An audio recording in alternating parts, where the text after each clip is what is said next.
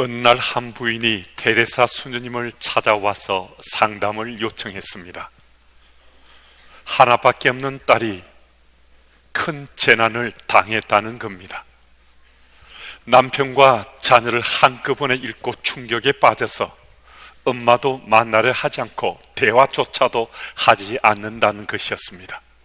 아무리 좋은 옷을 사줘도 입지도 않고 맛있는 음식을 준비해 줘도 먹지 않는다는 겁니다.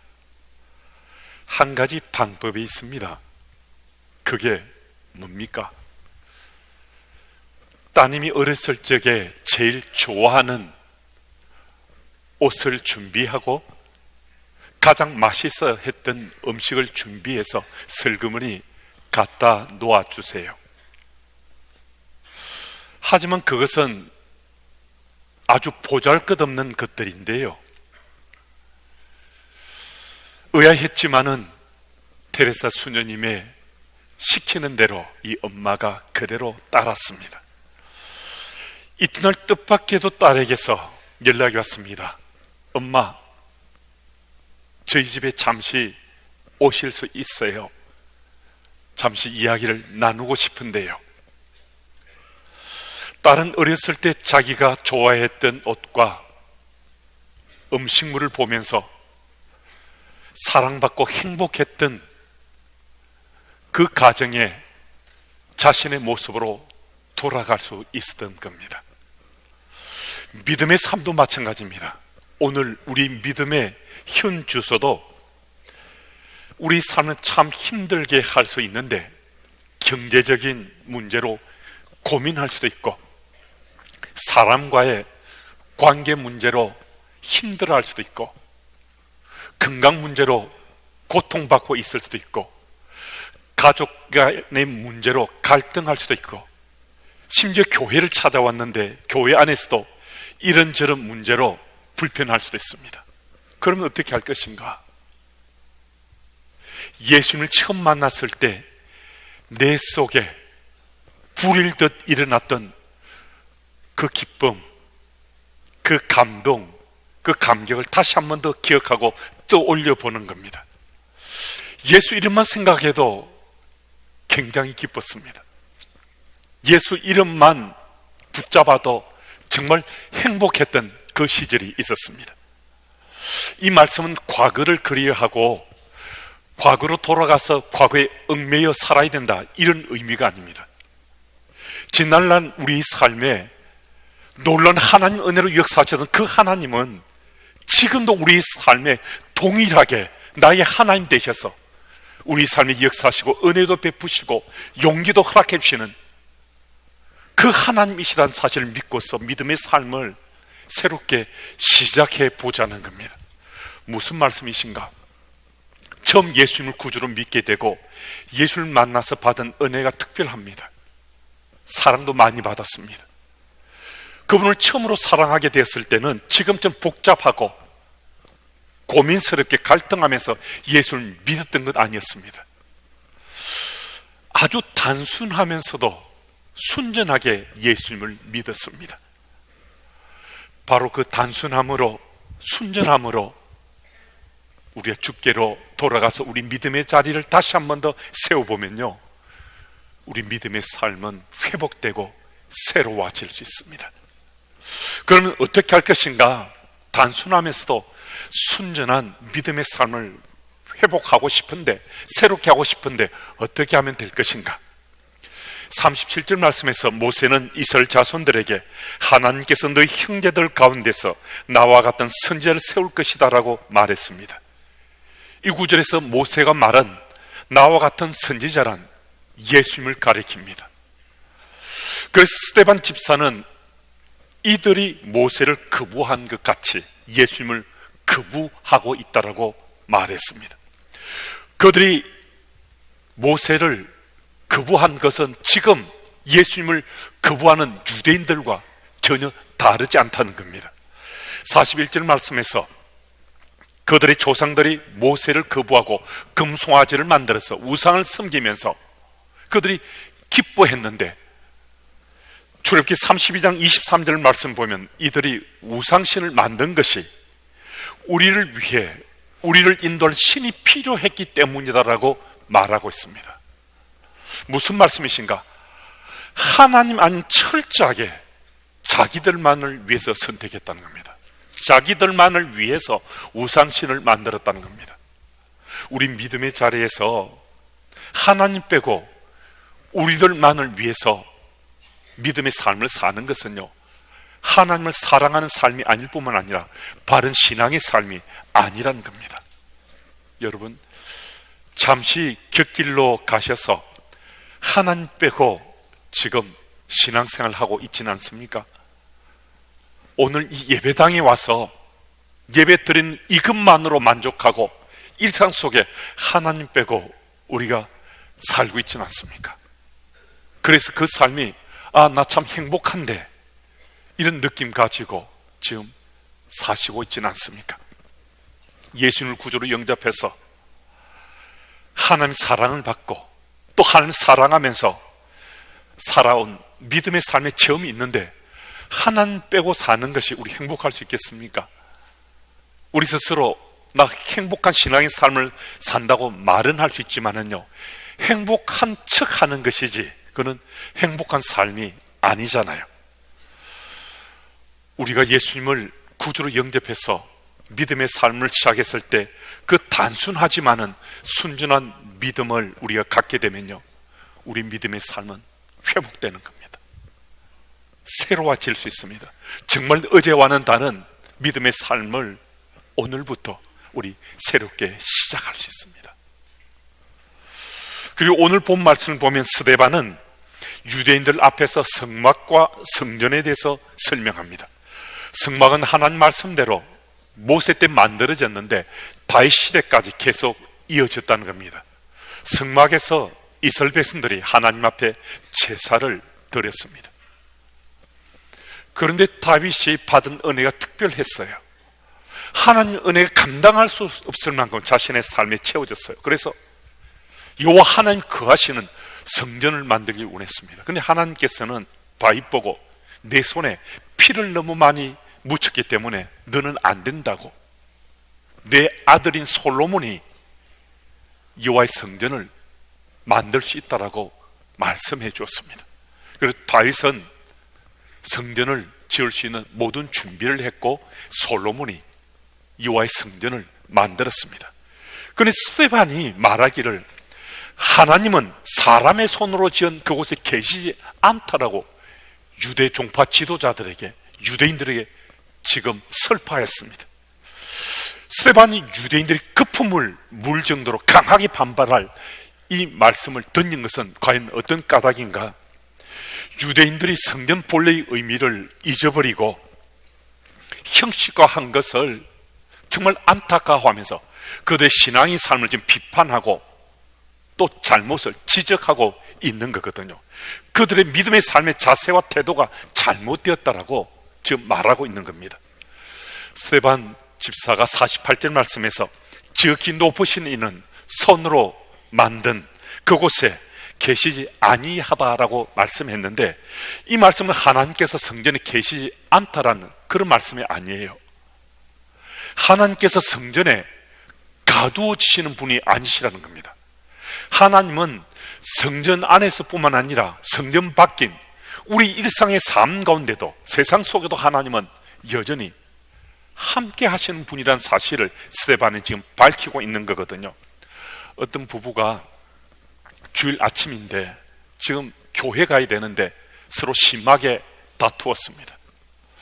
계속 다투다 보니까 잘못하면 예배 시간도 늦겠거든요. 그래서 오늘은 우리 잠시 휴전하고 월요일날 다시 싸우자고 그러면서 교회에 예배에 참석했습니다. 그날 겉으로 볼 때는 아주 은혜롭게 예배를 드린 것 같았습니다. 모든 예배가 끝나고 집에 돌아왔습니다. 집으로 돌아오자마자 부인이 남편에게 먼저 뭐라고 말한 줄 아십니까? 이 부인이 말하기를 쇳불도 단번에 빼라고 했는데 월요일까지 기다릴 필요 뭐 있냐고, 지금 다시 싸우자고 남편에게 달려들었다는 겁니다. 혹 여러분 중에 이런 분 계시지 않습니까? 만약에 이런 분이 계시다면 왜 그렇습니까? 왜 그렇습니까? 하나님을 성전에만 가두는 사람이죠. 하나님을 주일에만 가두는 사람이죠. 하나님은 이곳 예배당 안에만 계신 분이 아니라 우리 일터에도 계시고요, 학교에도 계시고 우리 집에도 계시는 분이시고요, 주일에만 계시는 분이 아니시고 월요일 날도 화요일 수요일에도 계시는 분이 여호와 하나님이십니다. 무슨 말씀이신가? 어느 날 어느 순간부터 우리 믿음의 삶의 자세와 태도가 형식화되어 버렸다는 겁니다.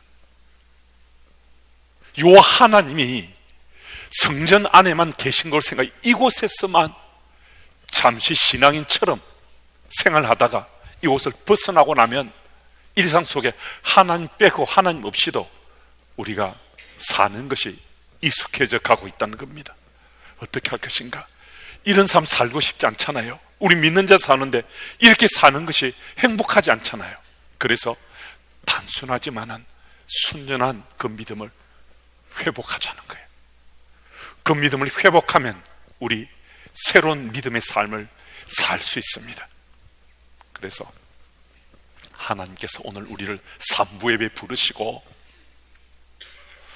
오늘 본문 속에서 지난 나의 믿음의 삶을 되돌아보게 하시는 하나님의 손길의 역사를 좀 더 민감하게 느끼시고 예수님을 내가 만났던 그때의 단순하고도 순전한 믿음들을 회복하셔서 정말 하나님 나라 백성으로 세상 속의 그리스도인으로 멋지게 살아가시기를 예수 이름으로 축복합니다. 그리고 52절 말씀은 이렇게 기록되어 있습니다. 너희 조상들이 선지자 중에 누구를 박해하지 아니하였느냐? 의인이 오시리라 예고한 자들을 그들이 죽였고 이제 너희는 그 의인을 잡아준 자여 살인한 자가 되나니. 무슨 말씀이신가? 유대인들이 예수님을 십자가에 못 박아 죽였다는 겁니다. 왜 유대인들이 예수님을 십자가에 못 박아 죽였겠습니까? 그들은 예수 십자가의 복음을 받아들일 수가 없었어요. 예수 십자가의 복음은 하나님은 유대인들만의 하나님이 아니라 종족과 혈통과 인종을 넘어서서 하나님이 되신다라고 선포했기 때문입니다. 예수 십자가 복음은 의로운 척하는 사람들만, 그들만 구원받도록 하는, 구원받은 척하도록 하는 것이 아니라 죄인이라고 자기 가슴을 치는 바로 그 사람들을 구원하도록 하는 하나님의 은혜라고 예수 십자가 복음이 선포했기 때문입니다. 여러분, 유대인들은요 굉장히 강했습니다. 그들은요 요 하나님, 자기들만의 하나님인 겁니다. 다른 누구의, 어떤 민족의, 어떤 종족의 하나님이 되시면 안 되었습니다. 자신들만이 하나님의 선택받은 민족이라는 자존심, 자부심, 자긍심이 너무나 강해서 예수 십자가의 복음을 받아들일 수 없었습니다. 그래서 예수 십자가 복음을 전하는 예수님을 죽여야 되는 거죠. 예수 십자가 복음을 전하는 예수님을 죽여야, 그래야 자기들만이 선택받은 민족이라는 그 마음으로 세상 속에 자기들을 과시하고 자랑하며 살 수 있었던 거거든요. 예수 십자가 복음을 증거하면요 신앙 공동체는 거의 비슷한 반응이 드러납니다. 이 두 부류가 나타나는데요, 예수 십자가 복음이라는 이 소리만요 들려져도 그냥 가슴이 먹먹해지고 하나님 주신 은혜로 마음밭이 채워지는 거예요.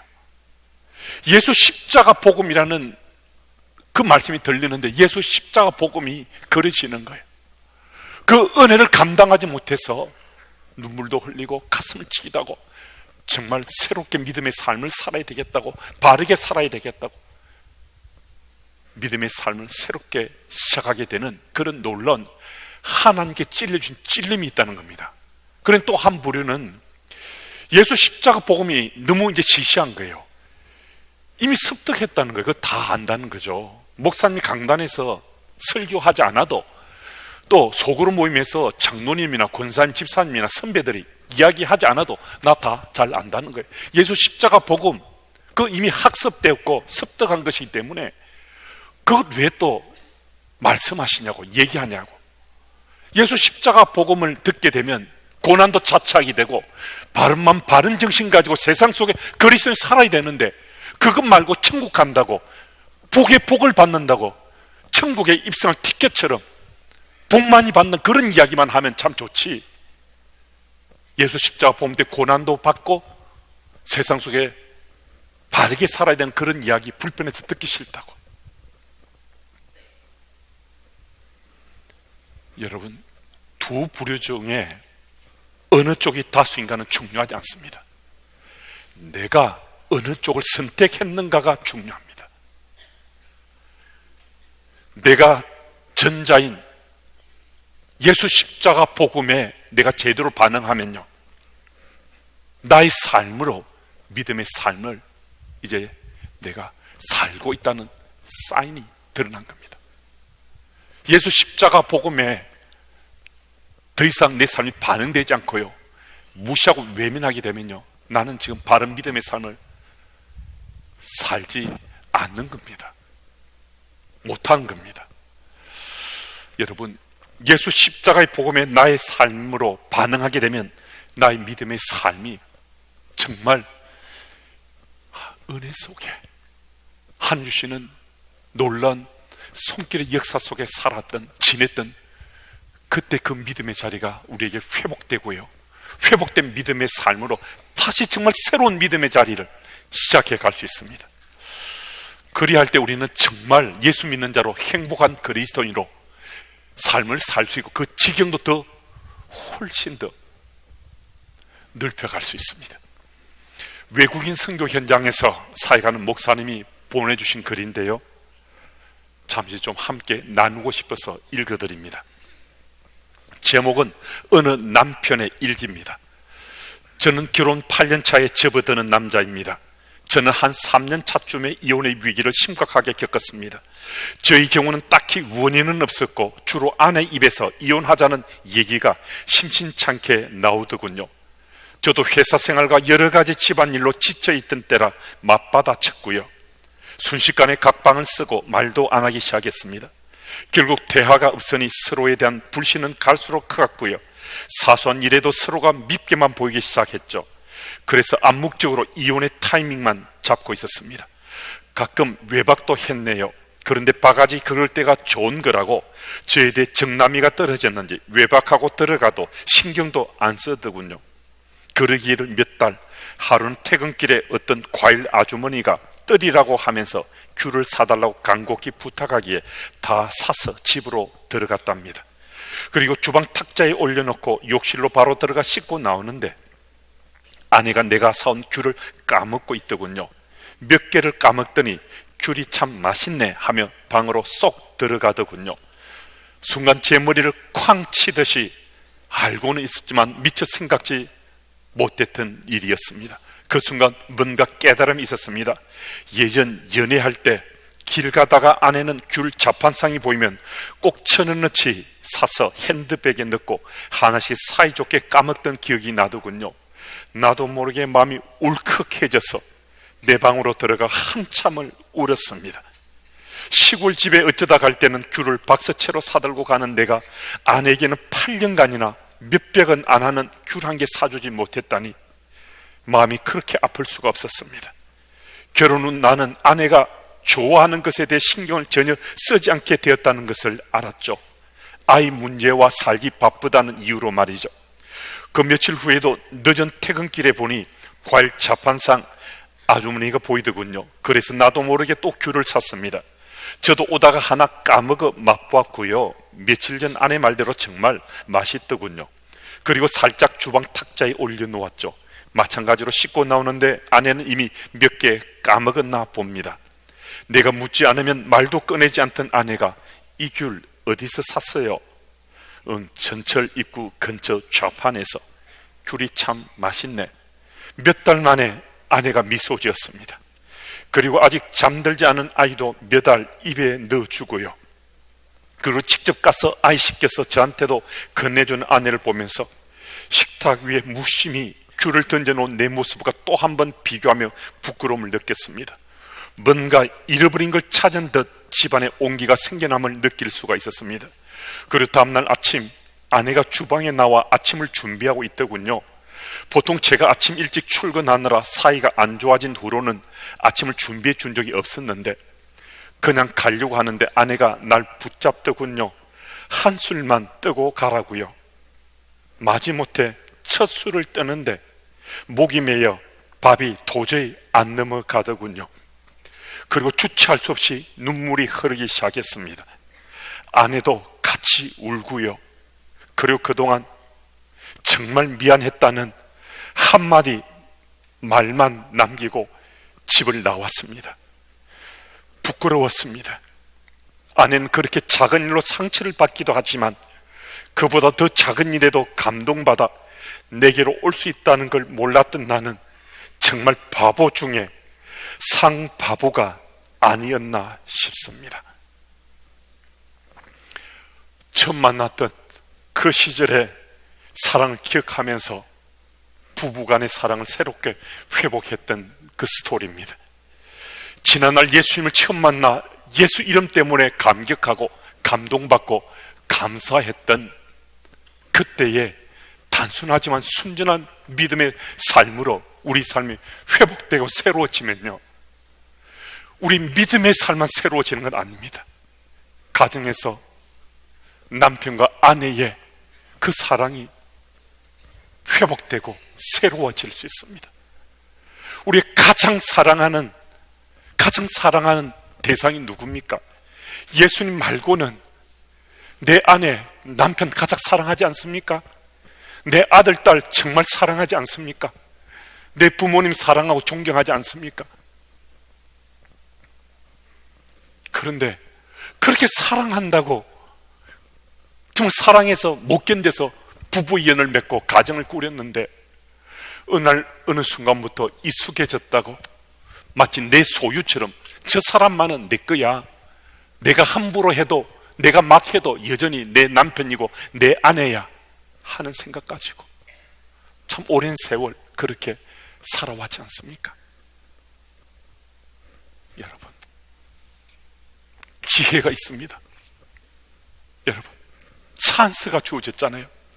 하나님께 주신 이 말씀이 내 속에 담겨져서 예수님을 내가 처음 만났던 그때 단순하면서도 순전한 사랑이 내 속에 회복되면 내 가정의 첫사랑도 회복될 수 있습니다.